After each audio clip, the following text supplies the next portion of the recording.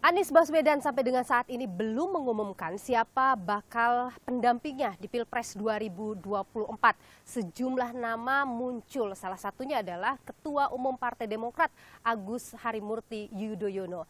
Besarkah peluang AHY menjadi cawapres Anies Baswedan di 2024 nanti? Saya, saudara, sudah berada di kediaman AHY. Saya akan menemuinya langsung, berbincang dengannya. Ikuti saya.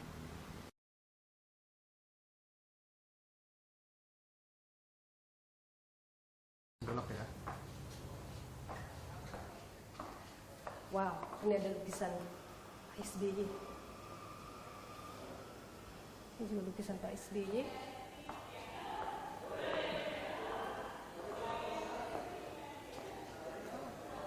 Ini juga lukisan Pak SBY rupanya. Dibuat tahun 2022. Banyak sekali di sini nih lukisan-lukisan Pak SBY. Dan Mas AHY kabarnya lagi olahraga di atas. Kita coba temui Mas AHY di atas. Selamat pagi. Waduh. Apa kabar? Sore nih. Maaf nih, saya mengganggu. Nih. Mas AHY lagi olahraga, saya mengganggu ini. Enggak. Kita sehat, kan tapi tiap hari kayak gini, jadi nggak ganggu sama sekali. Mas AHY olahraga tiap hari? Hampir tiap hari. Kita kalau nggak bisa pagi, ya siang, sore, atau malam. Jadi kita sempatnya. Oke. Dan di gym terus atau olahraga di luar juga? Iya, kita coba rutin di gym, tapi juga kalau bosen lari keluar atau ke GBK atau ke tempat yang lainnya. Ketemu Mas AHY di GBK biasanya. Tapi udah lama gak ketemu lagi. Iya. Ini lengkap sekali Mas AHY. Iya. Gymnya. AHY Gym. Jadi welcome to AHY Gym. Saya mendesain dan melengkapi ini sekitar 2-3 bulanan deh. 2-3 bulan. Tapi sebetulnya ada beberapa alat yang sudah cukup lama saya miliki. Oh. Kemudian baru kita satukan dalam satu ruangan ini. Oke.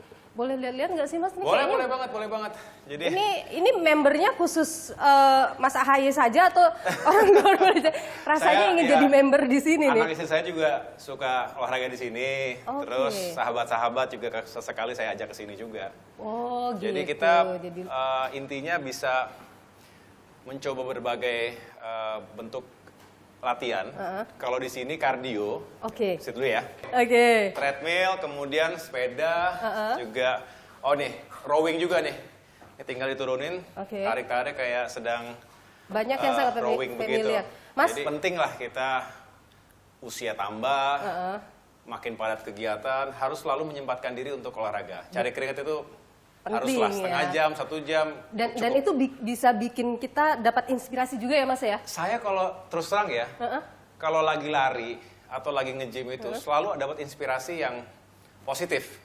Bisa tentang pekerjaan, tentang partai, atau apapun juga, hal-hal yang humanis deh. Tetapi yang jelas kita tuh bisa rilis stres juga. Kan kalau pekerjaan itu nggak ada habisnya ya. Betul. Kadang ada tekanan, ada permasalahan. Sambil angkat beban, sambil mikir, nih kursi tahun ini di parlemen harus berapa? Harus naik, harus tambah. Oke, ada lagi tempat yang lain. Jadi di sini main area-nya ya, ada multiple gym juga. Kemudian di sini bisa angkat barbell, di sini dumbbell set, ini juga multi gym. Nah, kalau di sini ada ruangan kecil juga yang nih kalau Mbak Nilu suka kadang-kadang lihat saya kan lagi jalan di GBK pakai gini. Jadi ini ya untuk nambah beban sehingga kalori yang dibakar lebih banyak, bisa 2 kali lipat dengan kecepatan dan jarak yang sama. Mas, ini berapa beratnya nih kalau? Ini belum saya isi dengan biasanya berapa? Plat baja, jadi sekitar 10-an kilo lah. Sambil jalan 10 kilo. Keliling GBK pakai 10 kilo di badan. 10 kilo. Luar biasa. Jadi nih tempat ngelampiasin emosi nih kayaknya nih. Enggak. Kardio juga, betul ya? Kardio juga. Kayaknya saya butuh nih Mas. Butuh kan? Butuh saya nih. Boleh yang di situ. Yang itu ya. Wow, jadi ini 3 bulan mengumpulkan supaya terpenuhi semua ini gitu ya Mas? Iya, dan kita nyicil-nyicil lah. Kadang ada yang, nih kayaknya belum punya, bagus juga nih untuk variasi latihan. Tambah. Gitu. Ini sudah puas atau belum nih? Sementara udah puas. Udah puas ya? Udah puas, sampai kalau mungkin sudah jenuh, baru ada pergantian sedikit-sedikit lah alat-alatnya atau penambahan. Jadi inilah gymnya Mas AHY, namanya AHY Gym. Dan Ini pertama kali kayaknya media masuk melihat ini. Ini pertama kali nih. Pertama Jadi, kali ya. senang sekali kita bisa nunjukin juga. Kita boleh sambil duduk Mas Ahaye ya? Ayo boleh, please. Oke. Silakan. Saya dengar-dengar Mas Ahaye akan meluncing buku di hari ulang tahun ya? Iya, insya Allah tanggal 10 Agustus saya genap berusia 45 tahun. Oke, masih muda. Sebuah perjalanan yang menurut saya banyak dengan suka dukanya. Sehingga saya ingin mempersembahkan. Judulnya nanti Tetralogi Transformasi AHY. 4 buku dong itu? Ada 4 buku, ada 4 volume. Tetapi sebetulnya ini bukan seperti cerita ya, tetapi kumpulan pemikiran dan gagasan. Oke. Tapi dari buku itu saya berharap siapapun yang membacanya bisa memahami apa yang dari awal saya cita-citakan, perjuangkan, dan juga capaian-capaian tertentu yang mudah-mudahan bisa menjadi inspirasi buat anak-anak muda. Iya. Jadi volume pertama tentang militer. Masa di TNI waktu itu? Masa di TNI. Kemudian transisi, saya masuk ke kalangan kampus, akademisi, karena saya juga menjadi Direktur Eksekutif di Yudhoyono Institute, TYI. Itu juga sebuah think tank yang harapannya bisa mengedepankan pilar-pilar demokrasi, kemudian juga prosperity dan security, dan membangun semangat generasi muda menjadi pemimpin masa depan. Baru buku ketiga, itu sudah masuk politik. Saya bertransformasi lagi menjadi politisi yang diawali dengan pemilihan gubernur Jakarta. Saya kalah ketika itu, tapi setelah itu saya juga justru bukan hanya move on, malah mengambil hikmah bisa berkeliling ke berbagai daerah Indonesia, dari Aceh sampai dengan Papua, dan menjalankan tugas-tugas ketika itu sebagai Komandan Kogasma. Dan akhirnya menjadi Wakil Ketua Umum, dan buku keempat itu mulai sejak saya terpilih menjadi Ketua Umum.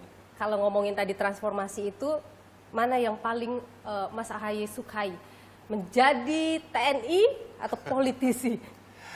Menurut saya menjadi TNI juga menjadi politisi itu sama-sama profesi yang terhormat. Saya sejak kecil juga punya cita-cita ingin menjadi patriot. Melihat kakek, melihat ayah yang juga meniti karir di militer. Saya meniti profesi sebagai perwira di Angkatan Darat dengan serius, tahap demi tahap, dalam berbagai penugasan, termasuk juga operasi dalam negeri maupun luar negeri sebagai peacekeeper di Lebanon ketika itu, dan berbagai hal lain yang saya benar-benar jadikan tempaan yang luar biasa, khususnya adalah leadership-nya. Nah, begitu masuk politik, berubah sekali, berbeda sekali. Kalau di militer itu, kita lebih tahu siapa kawan dan siapa lawan kita. Musuh kita jelas. Di politik? Nah, di politik, hari ini bisa jadi kawan, besok jadi lawan, besok jadi kawan lagi. Oke, curhat nih kayaknya Mas Ahaye nih. Jadi luar biasa dinamikanya ya, dan saya nikmati juga. Nah, bebannya lebih banyak ya Mas di politik, karena harus memikirkan bagaimana bisa bermanfaat untuk masyarakat. Betul, kan begitu, karena betul. Bagaimanapun esensi politik adalah kembali lagi ke kepentingan masyarakat, kan begitu ya. Nah, kalau di TNI tentu berbicara pertahanan negara. Kalau di politik, yang pada akhirnya juga untuk bangsa dan negara, berarti berbicara seluruh sektornya. Dari ekonomi, kesejahteraan, belajarnya keadilan, harus banyak ya. Banyak belajar, termasuk demokrasi dan lain sebagainya. Itu semua harus memiliki pengetahuan yang cukup dan pengalaman yang juga kuat. Itulah mengapa selama 3 tahun terakhir ini, bahkan sebelumnya 5 tahun terakhir ini bisa dikatakan demikian, saya benar-benar berusaha untuk memahami karakteristik masyarakat Indonesia dengan berbagai isunya. Saya harus datang langsung, mendengarkan langsung, sehingga ada percepatan, ada akselerasi, sehingga benar-benar lebih peka dengan situasi di Indonesia saat ini, khususnya isu-isu rakyat. Jadi setelah ketemu dengan masyarakat begitu, Mas Ahaye ngerasa, aduh kayaknya ini beban semakin besar. Tentu ya, memimpin partai sebesar Partai Demokrat bukan sesuatu yang mudah, tetapi saya enjoy the process. Yang paling penting kalau kita turun ke lapangan itu menyapa rakyat. Yang paling sering disampaikan apa tuh Mas, keluhan masyarakat itu? Secara umum masyarakat kita tuh sebetulnya sederhana, tidak berharap yang muluk-muluk. Mereka ingin kehidupannya lebih baik dari hari ke hari. Daya belinya harus terjaga. Ekonomi mereka saat ini banyak mengalami kesulitan. Ketika harga-harga menjadi mahal, kebutuhan pokok, itu sulit bagi mereka. Ketika pandemi, wah, banyak sekali yang gulung tikar. Mereka tahu negara juga selalu punya keterbatasan dalam menyusun anggaran, tetapi mereka berharap janganlah anggaran negara yang sudah semakin terbatas itu, kemudian prioritasnya bukan untuk manusia, bukan untuk pendidikan, kesehatan, dan peningkatan kesejahteraan. Tapi buat infrastruktur-infrastruktur yang belum ada urgensinya atau masih bisa ditunda. Misalnya apa tuh yang belum ada urgensinya, Mas? Ya tentunya kita tahulah ada sejumlah mega project ya, infrastruktur jalan-jalan tol, termasuk juga pembangunan IKN. Itu kan juga masih bisa kita pertimbangkan apakah harus benar-benar segera atau kita tidak mengubur semangatnya, tetapi justru kita lebih meletakkan pada kondisi real hari ini. Ketika finansial kita ataupun kondisi fiskal kita terbatas, harusnya sekali lagi negara, pemerintah lebih memprioritaskan pada kebutuhan aspek masyarakat, kesejahteraan masyarakat, mengurangi kemiskinan, mengurangi pengangguran. Mas Ahaye sering ketemu masyarakat, kayaknya sudah sangat siap untuk jadi cawapres ya. Soalnya Soalnya nama Mas Ahaye itu selalu muncul dalam survei, selalu disebut-sebut sebagai bakal cawapres. Ya, saya merasa terhormat kalau ada yang mengharapkan atau menyampaikan aspirasinya seperti itu. Dan itu juga saya harus mengatakan yang diperjuangkan oleh para kader Demokrat hari ini. Kita ingin ke depan Demokrat bisa kembali berperan di pemerintahan nasional. Kita punya pengalaman yang baik 2004 hingga 2014 ketika Presiden SBY memimpin negeri dan Demokrat menjadi partai pengusung utama ketika itu. Banyak kebijakan-kebijakan pro rakyat yang bisa dijalankan, termasuk juga berbagai aspek penguatan demokrasi. Saya sendiri hanya ingin terus mempersiapkan diri, Mbak Nilu. Mudah-mudahan ada jalan dan kita ingin menjemput takdir itu. Nanti kita mau obrolin ini lebih panjang lagi nih soal cawapres. Karena kalau intinya menang, apakah kemenangan itu Anies Ahaye atau seperti apa? Tapi kita boleh perbincangan di DPP nggak? Karena saya mau berkunjung ke DPP dan Mas Ahaye juga hari ini agenda ada di DPP juga ya? Iya, ada di DPP, tapi juga nanti ada di tempat yang lain. Tapi nanti kita ngobrol-ngobrol lagi deh, lebih serius, lagi seru lagi dan lebih seru lagi kayaknya. Banyak hal yang bisa kita bedah bersama. Betul, tapi Mas Ahaye mau lanjut dulu, sambil boleh. nanti kita siap-siap juga untuk ke DPP ya? Iya. Oke, Kita ketemu baik. sana ya. Kita ketemu di DPP nanti. Thank you, makasih. Tapi ini toko Aku Demokrat namanya, toko Aku Demokrat. Toko Aku Demokrat, Iya, ini ada kita souvenir ya? Souvenir, merchandise, desain-desain kreatif itu. Kita juga suka bikin lomba kreatif buat masyarakat, desain merchandise Demokrat, terus yang menang kita kasih hadiah tentunya, tapi setelah itu desainnya kita produksi. Kita pakai, kita produksi dan saya dengar Mas Ahaye juga suka desain katanya. Saya sendiri suka desain. Dan tadi Jim itu juga logonya desain sendiri ya. Ini seragam semua ini kan termasuk baru ya setelah kongres dan saya sendiri yang mendesain itu. Dari dulu sejak kita ini saya senang mendesain seragam, termasuk juga merchandise lah. Politisi yang menyukai seni. Mas, ini juga taman politik. Terbuka hijau ya. Taman politik bersejarah juga karena banyak sekali mimbar politik yang kita lakukan di sini, termasuk kalau press conference. Pak Nilu juga mungkin sudah mengikuti ya kalau saya menyampaikan press conference terkait dengan isu-isu tertentu, biasanya dilakukan di sini.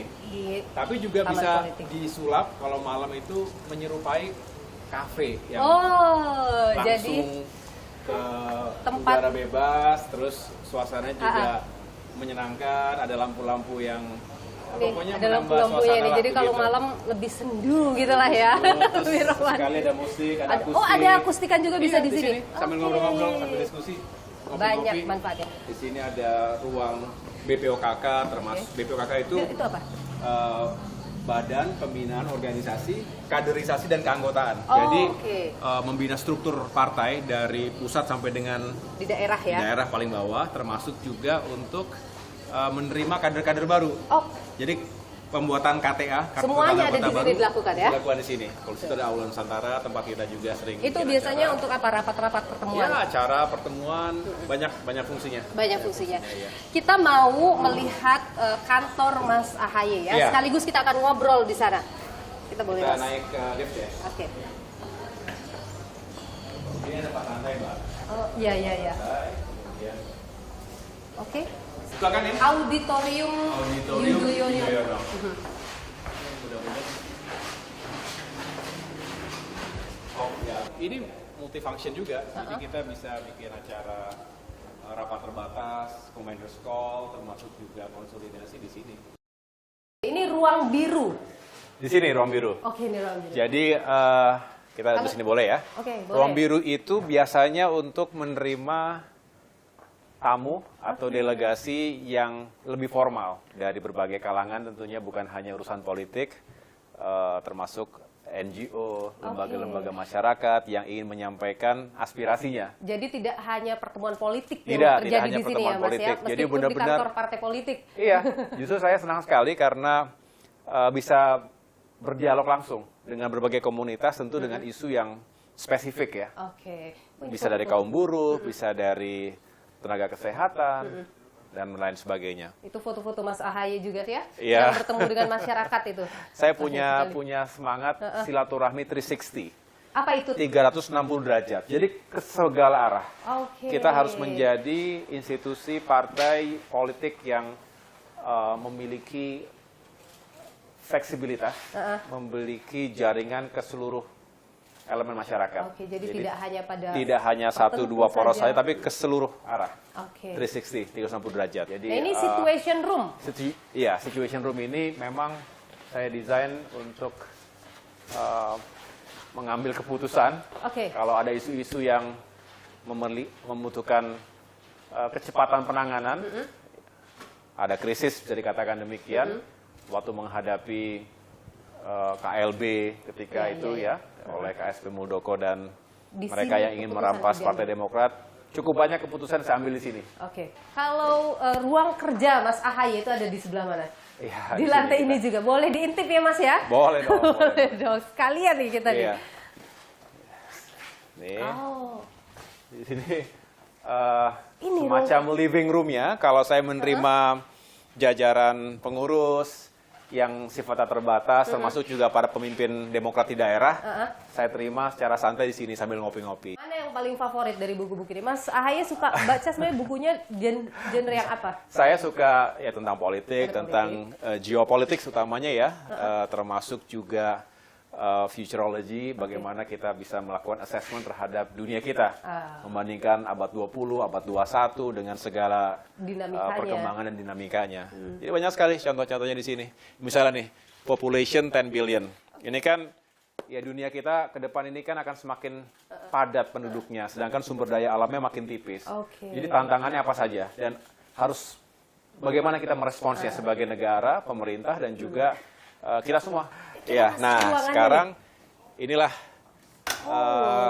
ruangan saya, ruangan kerja. Wah, ini foto-foto Mas AHY Nah. kala masih di TNI ya Mas ya? Itu yang saya bilang Mbak Niluh, transformasi bisa terlihat juga dari foto-foto dan ini rekam jejak ya. Bagaimana saya meniti karir dari bawah, dari Letnan 2, Letnan 1, Kapten, sampai dengan terakhir menjadi Komandan Batalion, penugasan dalam dan luar negeri, termasuk pendidikan. Dari Akademi Militer sebetulnya. Itu Akademi dia. Militer. Wah, itu masih sangat muda sekali di situ ya. Sini. Medali-medali? Iya, ini medali Adi Makayasa yang itu. Oke. Lulusan Mas terbaik AHY, ya. Akademi Militer tahun 2000, termasuk pedang Trisakti Wiratamanya. Jadi kemampuan tiga kemampuan dasar ya, intelektual, fisik maupun mental atau Oke. kepribadian. Kalau itu lulusan terbaik SMA Taruna Nusantara dari Magelang juga di Luar Magelang. biasa ya. Kalau ini waktu kuliah ya. Ini Ya. di Nanyang University, Betul. Nanyang Technological University Singapura. Ini di Harvard. Harvard, di Kennedy School of Government. Terakhir di Webster University. Luar biasa. Iya. Kita boleh sambil duduk ngobrol ya Mas ya. Kita dulu. Nah, jadi Mas AHY jadi cawapres. Hanya Tuhan yang tahu. Cawapresnya siapa dulu nih? Anies atau Ganjar?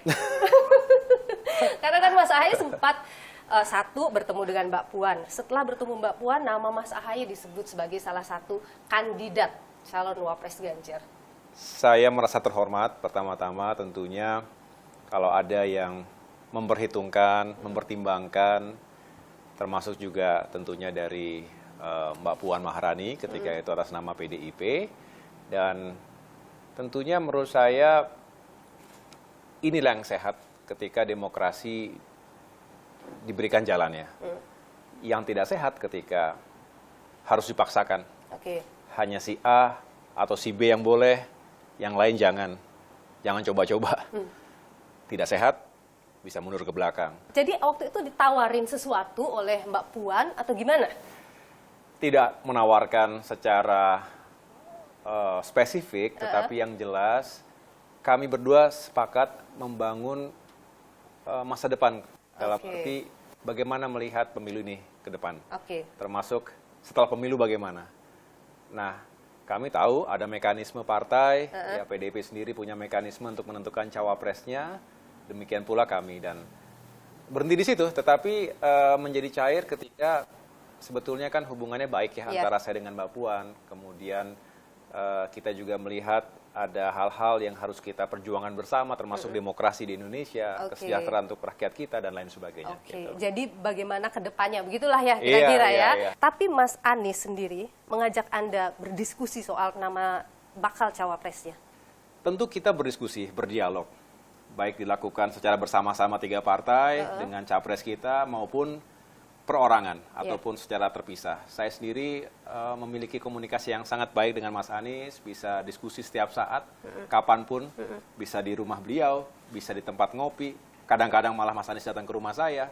Nah tentunya ya adalah obrolan-obrolan itu. Tapi sekali lagi saya nggak ingin masuk terlalu jauh ke sana, karena kami sudah sepakat asalkan pada saatnya bisa dijelaskan dengan rasional, dengan baik kepada semua. Termasuk kepada Demokrat. Terkait pilihannya itu. Terkait pilihannya, misalnya Mas Anies menentukan si A begitu ya, harus bisa dijelaskan mengapa si A yang dipilih. Bagaimana Anda sendiri melihat nama-nama yang muncul belakangan disebut-sebut sebagai pendamping atau disanding-sandingkan lah begitu dengan Mas Anies? Kan ada beberapa nama ya, misalnya Khofifah, ada Yeni Wahid. Saya kenal baik dengan semuanya.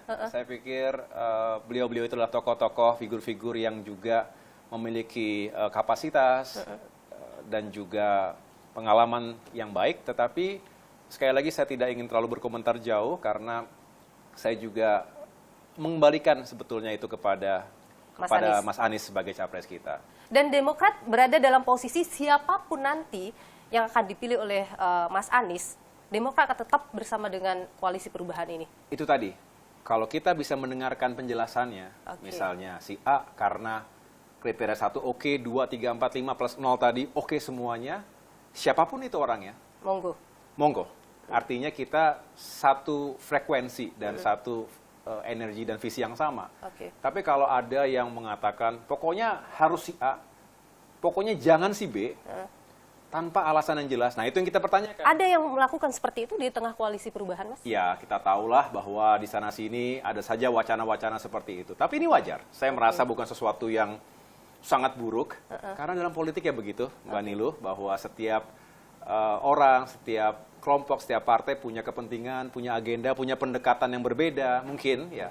Tetapi saya masih berharap dan memiliki optimisme pada akhirnya ketiga partai dalam koalisi perubahan ini punya tujuan yang sama. Kita ingin sukses, sukses besar, dan tentunya sukses bersama. Kalau kita bicara soal PKS dan Nasdem, tadi Anda menyebut komunikasi juga selalu dilakukan gitu. Mereka sendiri bagaimana memikirkan atau menginginkan sosok pendamping Anies Baswedan? Ya, mungkin Mbak Niluh bisa bertanya langsung kepada teman-teman di Nasdem dan PKS, tapi yang saya tahu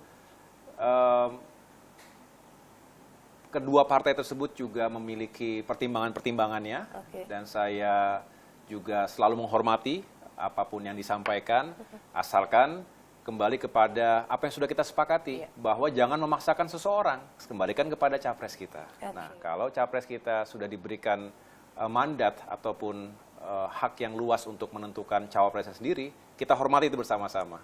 Sehingga tidak seperti seolah memberikan mandat itu kepada capres, tapi di belakang justru ada intervensi dan justru menghalang-halangi capres untuk mengambil keputusan. Nah, itu juga nggak boleh, karena itu ya tidak baik lah kira-kira seperti itu. Tapi Demokrat, kalau kita bicara secara keseluruhan itu mendorong Anda yang mendampingi Anies Baswedan.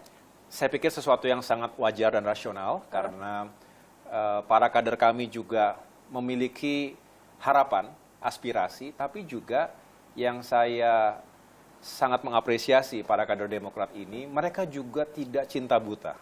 Mereka tidak, pokoknya harus AHY karena AHY adalah ketum kita. Bukan seperti itu. Oke. Alhamdulillah, kader Demokrat apa ini kader yang rasional. Secara umum rasional. Tentu ada subjektivitas di sana-sini, pasti namanya manusia, tapi para kader juga melihat peluang. Dan itu juga terbaca sebetulnya, Mbak Niluh juga pasti mengikuti survei-survei. Kompas sendiri punya Litbang Kompas, yang artinya juga bisa secara rasional menghadirkan simulasi-simulasi.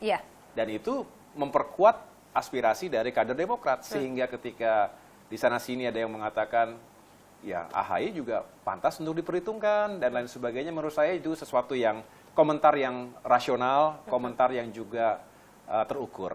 Mudah-mudahan tidak lebih dari itu, karena saya juga mendidik diri sendiri, termasuk para pengurus dan kader, mari kita kedepankan rasionalitas, bukan subjektivitas yang berlebihan. Bagaimanapun, Mas Anies sebagai capres nanti yang memilih kan rakyat, bukan partai politik, bukan elit politik, yang memilih rakyat, one man, one vote. Jadi, biarkan rakyat yang mengaudit proses pemilihan cawapres ini juga.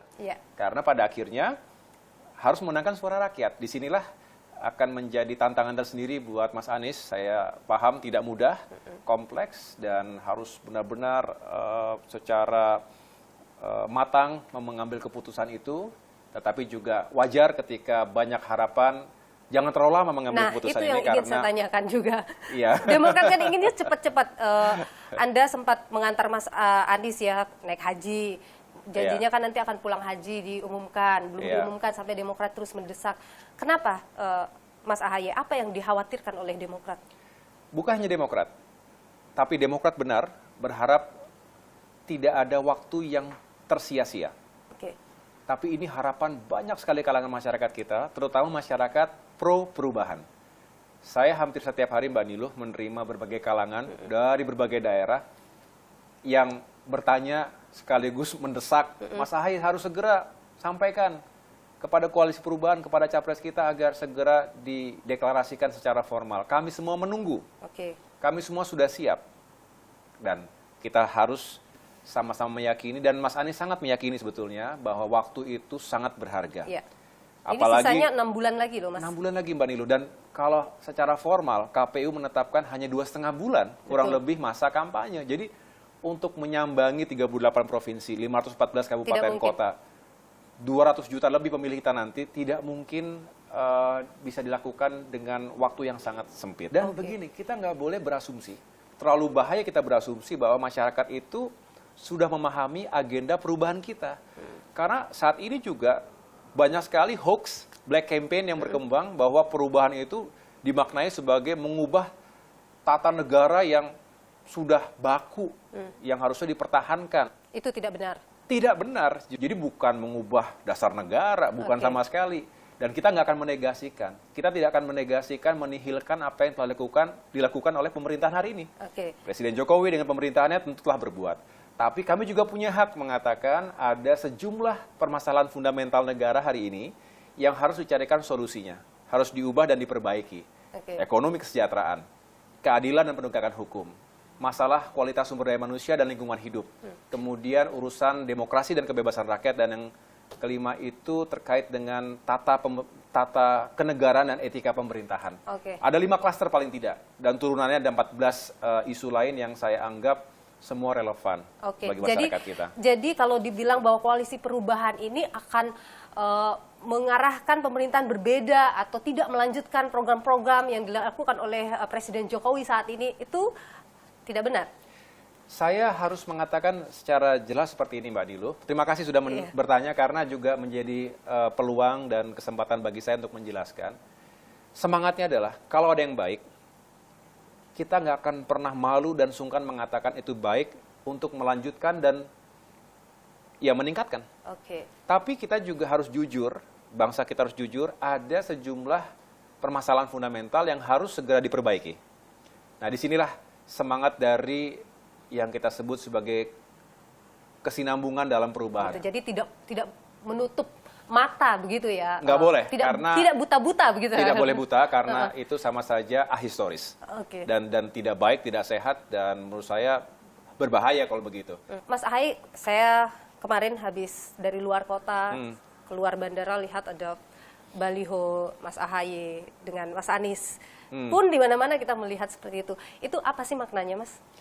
Maknanya adalah itu sebuah ekspresi Oke. harapan dari kader Demokrat dan juga banyak kalangan masyarakat lainnya bahwa kalau koalisi perubahan ini benar-benar bisa berlayar dan pemimpin perubahannya benar-benar mampu membawa kemenangan, maka struktur dan kader Partai Demokrat termasuk calon-calon anggota legislatif didukung oleh simpatisan, simpul-simpul relawan, gerakan-gerakan rakyat di bawah itu siap bersama-sama untuk mengusung perubahan tadi. Oke. Nah, disinilah kita berharap ada kekuatan yang menyatu begitu. Dan itu bisa segera dilakukan karena sekali lagi kita sangat ingin memenangkan waktu untuk menjelaskan kepada rakyat apa yang kita ingin perjuangkan karena tidak ingin saya hanya bergerak di wilayah narasi politik praktisnya tetapi lebih kepada narasi gagasan. Oke. Apa yang akan dibawa, apa yang akan diperjuangkan dan apa yang akan diubah nanti. Apakah itu salah satu juga bentuk tadi mendesak Mas Anies, ayo dong segera diumumkan? Ada yang membaca seperti itu dan saya sendiri tidak melihat ada yang salah di situ dan saya juga melihat partai-partai lain juga melakukan hal serupa. Jadi artinya di sini ada harapan segera bisa jadi, betul, dan segera kita bisa bergerak bersama. Besar peluang Anies Ahaye di Pilpres 2024. Menurut Mbak Niluh gimana? Begini, kalau saya nggak mau menjawab ini karena yang tahu berapa besar kans itu ya tentu Mas Anies sendiri. Ya. Saya hanya menitipkan harapan besar dari seluruh kader Partai Demokrat bahwa pilihan beliau benar-benar yang dirahmati dalam arti juga menjadi bagian dari perjalanan takdir karena sama-sama kita ingin menjemput takdir. Kita nggak tahu apa yang akan terjadi dalam 1 minggu, 2 minggu ke depan, 1 bulan, 2 bulan ke depan. Yang jelas kita semua berikhtiar di situ, yang terbaik. Kalau tanya kansnya, probabilitasnya, saya tidak bisa menjawab itu secara tepat ya, karena itu kita kembalikan kepada Mas Anies dan tentunya kita hanya ingin yang terbaik lah kira-kira. Saya ingin mundur dulu Mas Ahaye ke pertemuan antara Pak SBY dengan Mas Anies di Pacitan ya waktu itu. Apa sih yang dibicarakan, mungkin Mas Ahaye dapat bocorannya? Saya ada di situ. Ya. Saya ada di ruangan itu, jadi saya tahu persis apa yang dibicarakan. Oke, ini lebih bagus lagi nih. Jadi yang jelas Mas Anies dengan niat yang baik waktu itu jauh-jauh terbang dari Jakarta ke Solo, kemudian jalan darat sekitar 3 jam sampai di Pacitan. Dan di situ bersilaturahim. Saya juga ikut dalam silaturahim itu. Yang jelas Mas Anies juga menyampaikan update situasi atau perkembangan koalisinya seperti apa, dan setelah itu tentunya meminta pandangan-pandangan. Dan ini sudah terjadi sekian kali, artinya tidak hanya di Pacitan, tapi juga di Cikeas, pernah di Malang misalnya. Tidak semua tampil di media, tetapi yang jelas di situ ada spirit juga untuk Mas Anies bertanya, meminta pandangan, termasuk masukan. Sebaliknya, Pak SBY yang sudah punya pengalaman memenangkan Pilpres 2 kali, 2004 dan 2009, beliau juga tentu punya pengalaman yang luar biasa, baik dalam strategi pemenangan maupun isu-isu yang perlu dielaborasi. Disitulah saya selalu melihat dan menikmati diskusi yang baik di antara kita. Saya juga memberikan pandangan-pandangan dan lain sebagainya. Yang jelas, Pak SBY tentu tidak hanya ingin mendorong koalisi perubahan ini berlayar, tapi ya harus menang. Tapi juga kalau menang bukan hanya sekedar untuk kemenangan dan kekuasaan, tetapi beliau menitipkan pesan sebagai salah satu pemimpin di negeri ini adalah bagaimana Indonesia juga harus semakin maju. Rakyatnya harus semakin sejahtera. Diawali dengan pemilu yang damai dan demokratis. Kemudian bagaimana kita bisa meyakinkan agar Indonesia ini benar-benar semakin terhormat di dunia. Gitu. Termasuk di dalamnya bicara soal cawapres? Tidak secara spesifik membicarakan itu. Jadi Tersirat. tidak karena begini. Cawapres itu beliau sudah sampaikan sejak awal juga di pertemuan sebelumnya, tentu diberikan sepenuhnya kepada Capres. Beliau menghormati itu karena beliau juga selalu menggunakan pengalamannya. Dulu 2004 yang memilih Pak Yusuf Kalla sebagai cawapres Pak SBY ketika itu, ya beliau sendiri. Tidak ada tekanan paksaan dari siapapun. 2009, ketika beliau memilih Pak Budiono sebagai cawapres, ya Pak SBY sendiri. Tidak ada tekanan dan paksaan dari siapapun juga. Oleh karena itu, beliau menghindari, justru beliau menghindari pembicaraan-pembicaraan yang seperti memaksakan atau bahkan menitipkan, begitu. Beliau tahu persis dan itu etika yang beliau jaga sehingga kami nyaman, Mas Anies nyaman, saya pun yang ada di ruangan itu juga nyaman. Kita saling paham begitu ya bahwa ini lebih dari sekedar menentukan nama, tetapi kita sudah berbicara pada strategi pemenangannya, kira-kira begitu. Jadi ini mengklarifikasi juga ya mungkin apa sih yang dibicarakan? Jangan-jangan waktu itu bicara soal cawapres siapa dan sebagainya, tapi sudah dijawab oleh Mas Ahaye. Hotel effect diperlukan, dibutuhkan tentu, dan itu menjadi target tentu saja ya Mas Ahaye ya, ketika kita menentukan dukungan mau kemana. Apakah Demokrat sudah merasakan, terasa ini dengan mengusung Anies Baswedan? Belum kalau kita belum deklarasi. Oh, jadi itu makanya kenapa harus disegerakan. Salah satunya. Tapi kita bukan hanya berargumentasi seperti itu, tetapi kita lebih concern masalah waktu yang semakin berkurang, padahal kita harus semakin turun ke lapangan. Nah, salah satu dampaknya mungkin adalah elektabilitas. Kalau ini bisa segera dideklarasikan secara formal, menepis semua keraguan, termasuk masyarakat pro perubahan, relawan, akhirnya makin mantap, makin siap, dan ya mudah-mudahan dampak positifnya pada nilai elektabilitas dan terkonversi pada pemilihan nanti. Baik. Suara real di TPS. Jadi Demokrat maunya bulan ini ya Mas ya? Hah? Bulan ini ya, umumkan ya Mas Anies ya. Bulan ini Mas? Kita berharap Mbak Nilu ada percepatan. Tapi percepatan yang saya maksudkan bukanlah ketergesa-gesaan, gerasa-gerusu sehingga nggak ada artinya juga. Itu kan hanya masalah waktu, momentum. Tetapi juga jangan sampai, kalau gitu nggak perlu cepat-cepat. Ya bukan begitu juga. Kita ingin segera, tapi segera itu benar-benar decisive, benar-benar sebuah momentum yang begitu kita ambil, maka itu akan menjadi ledakan dan sekaligus menjadi gelombang besar bagi perubahan di Indonesia. Hitungannya harus matang. Harus matang. Baik. Mas Ahaye, situasi politik sekarang dalam waktu 6 bulan ke depan tentu tidak akan hangat lagi. Pertarungan akan semakin keras ya. Kita inginnya sih damai-damai aja ya Mas. Pertarungan dilakukan dengan adil seadil-adilnya, dengan demokratis yang Mas Ahaye sebutkan tadi. Tapi di bawah kita nggak pernah tahu seperti apa. Kalau Mas Ahaye sendiri bagaimana selalu memberikan pesan untuk kader Demokrat? Iya. Setiap saya melakukan konsolidasi, baik itu Commander's Call ataupun rapat-rapat terbatas dengan kader maupun yang terbuka, saya tidak pernah lupa menitipkan pesan, mari kita berjuang sekeras-kerasnya, sekuat tenaga, berikhtiar pagi, siang, malam, untuk merebut kesuksesan dan kemenangan di 2024, tetapi di atas segalanya kita harus ingat Indonesia yang kita cintai ini harus tetap aman, damai. Mengapa? Karena terlalu mahal harganya ketika akibat pemilu kemudian kita terpecah belah.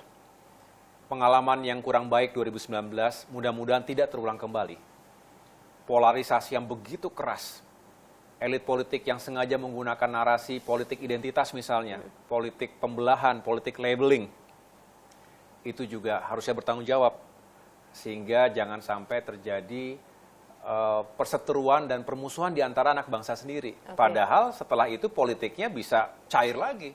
Yang bertarung bisa gandengan tangan. Elit bisa bertemu, bisa bareng lagi. Yang di bawah belum tentu. Yang di bawah bapernya panjang. Dan ini bisa diturunkan ke anak cucu. Bahaya saya bilang begitu. Nah, oleh karena itu mari kita jangan menjadi bagian dari masalah. Justru Demokrat dengan garis ideologi nasionalis religius harus menekankan pentingnya menjaga integritas, kesatuan, keutuhan, kerukunan di Indonesia. Apapun identitas kita, politik bisa berbeda tapi pada akhirnya kita sama-sama Indonesia. Oleh karena itu saya tentunya berharap sekali negara hadir. Pemerintah juga menunjukkan jati diri sebagai pemimpin-pemimpin dan pemerintahan yang adil, yang tadi tidak berpihak pada salah satu kelompok saja, tidak intervensi, tidak intimidasi, tidak mengkriminalisasi siapapun. Biarkan rakyat yang berpesta dalam arti menentukan pilihannya sendiri. Biarkan setiap warga negara punya hak untuk memilih dan dipilih. Jangan dimatikan langkahnya, jangan baku atur, jangan kemudian seolah-olah ada yang disupport, ada yang dihalang-halangi. Nah, mudah-mudahan kalau itu semua bisa diwujudkan, pemilu yang demokratis, adil, jujur, terbuka, dan lain sebagainya itu, maka masyarakat kita akan menerima siapapun pemenang ataupun siapapun yang kalah di pemilu nanti. Betul, menang atau kalah. Yang namanya kontestasi akan selalu ada pemenang dan ada yang kalah. Betul. Terakhir Mas Ahaye, bagi Demokrat, bagi Anda sebagai Ketua Umum, mana yang penting di 2024?